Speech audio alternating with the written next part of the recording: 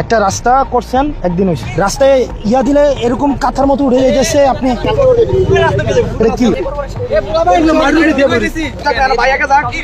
এটাতে কোনো খোয়া দিছে না, এটাতে পাশের বাড়ির বালু মাটি দিয়ে করে রাখছে।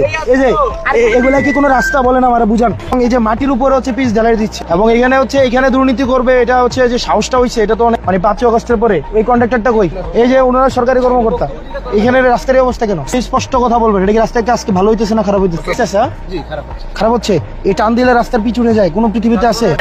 মানে ক্যান্সেল করে দিয়ে, যে আপনি ক্যান্সেল করে দিবেন, এবার রাস্তাটা আবার কবে হবে? এর দায়ভার আপনার পকেট, এর দায়ভার আপনার পকেট থেকে দিবেন আপনি? মানে আপনারা আছেন একটা যে কিছু হইলে ক্যান্সেল করে দিবেন, ক্যান্সেল। এখন এই যে রাস্তাটা নষ্ট হয়েছে জিনিসপাতিগুলা, এগুলার দায়ভার কার পকেট থেকে যাবে? সরকারের পকেট থেকে না আপনার পকেট থেকে? বলেন। এই যে পুরো 1.5-2 কিলো রাস্তা টান দিলে উঠে যায়, আপনি বলেন ক্লোজিং করে দিবেন, আপনাদের ক্ষমতা এতটুকুই। এখন এটার ক্ষতিপূরণ দিবে কে? আর জনগণ যে দুর্ভোগে যাবে, আবার যদি রাস্তা কাজটা বন্ধ হয়, আবার তো আবার 4-5 মাস 1 বছর পিছাবে কেন?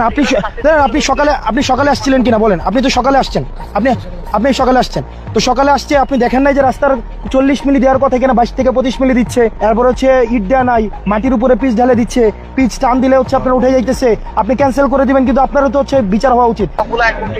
ওনার নামে অভিযোগ দেন তো।